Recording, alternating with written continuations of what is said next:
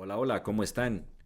Déjenme contarles que el presidente del Instituto de Seguridad Social IES, Edgar Lama, está en la obligación de explicarle al país qué es lo que ocurre con el proceso de adquisición de medicinas para hospitales del IES. De acuerdo con la denuncia hecha por el empresario José Guevara, presidente ejecutivo de la empresa Interhospital, Lama se niega sistemáticamente a pagar 30 millones de dólares a su empresa por concepto de compra de medicinas e insumos porque quiere llevarla a esa empresa a la bancarrota, deshaciéndose de una de las pocas que compite con las proveedoras de Lama y de sus familiares. Este escandaloso y millonario conflicto de intereses podría dejar al descubierto una compleja red que superaría por mucho el reparto de hospitales denunciado en la época del presidente Lenín Moreno, cuando se entregaron casas de salud a cambio de prebendas y respaldos políticos desde el Palacio de Carondelet. Lo de Lama, al parecer, va mucho más allá. Según la investigación de Diario Expreso, el directivo designado por Novoa es dueño de centros médicos que prestan servicios externos al IES y le facturan millonarias sumas de dinero que se pagan puntualmente, mientras que las cuentas de otras clínicas que externalizan servicios quedan suspendidas, no se tramitan o simplemente no se pagan. Este doloso esquema no quedaría al parecer allí. Existe un viejo modus operandi según el cual se impide que los hospitales del IES lleven adelante cirugías mayores para que estos procedimientos, que erogan más gastos en compra de insumos, medicinas y pago de honorarios a médicos, se practiquen a pacientes exclusivamente en clínicas privadas.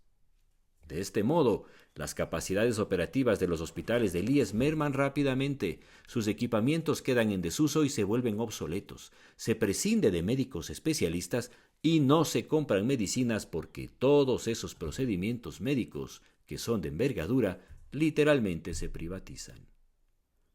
La propuesta de integrar los hospitales del Seguro Social con los del Ministerio de Salud redondearía este negocio por simple matemática. Al fundir ambos sistemas hospitalarios, sin presupuesto para sostener el sistema público, su capacidad operativa se deteriora todavía más y la derivación a casas de salud privadas aumenta.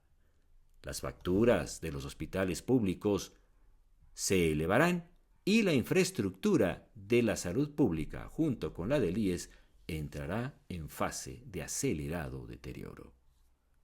La trama, que al parecer envuelve a Lama y a sus cercanos, constituye un nuevo ejemplo del tipo de administradores públicos que rodean y expresan el neoliberalismo de machetazo que promueve Daniel Noboa. También da pistas del tipo de intereses detrás de la ansiosa y desesperada campaña por el sí en la consulta popular. Noboa y su comparsa de ministros, directivos y legisladores no tienen un proyecto de país para los próximos años, pero han encontrado la manera de esquilar los pocos recursos del erario para engrosar sus cuentas y apuntalar sus negocios. Vienen con hambre atrasada. Saben que cuando les toque dejar sus funciones públicas no volverán nunca más, y por eso mismo hincan el diente sobre todo aquello que pueden enredar con sus negocios familiares y personales. Carecen de formación en el ámbito público, desconocen la empatía, repudian a los pobres, pero saben cómo cebarse del Estado para hacer que sus ganancias exploten.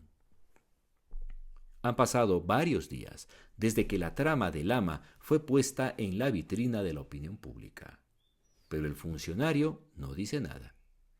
Al comparecer ante la Comisión de Salud de la Asamblea Nacional, como buen maniqueísta que es, Edgar Lama eludió las respuestas y en cambio enarboló el espantajo del correísmo para explicar la debacle de la salud pública.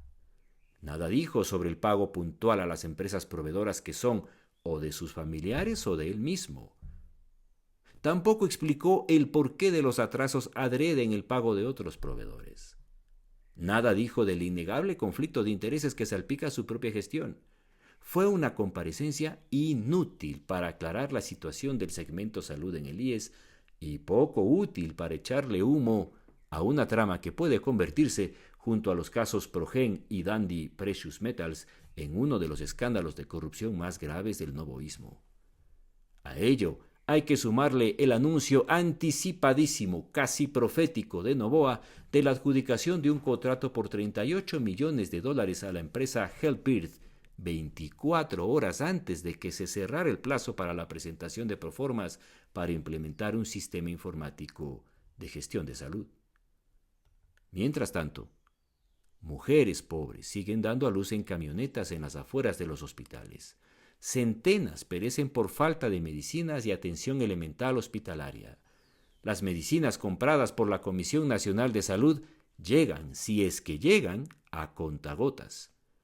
Mueren niños contaminados por bacterias en casas de salud y continúa el drama de quienes agonizan porque ya no pueden atenderse en las dializadoras a las que el gobierno simplemente no les paga.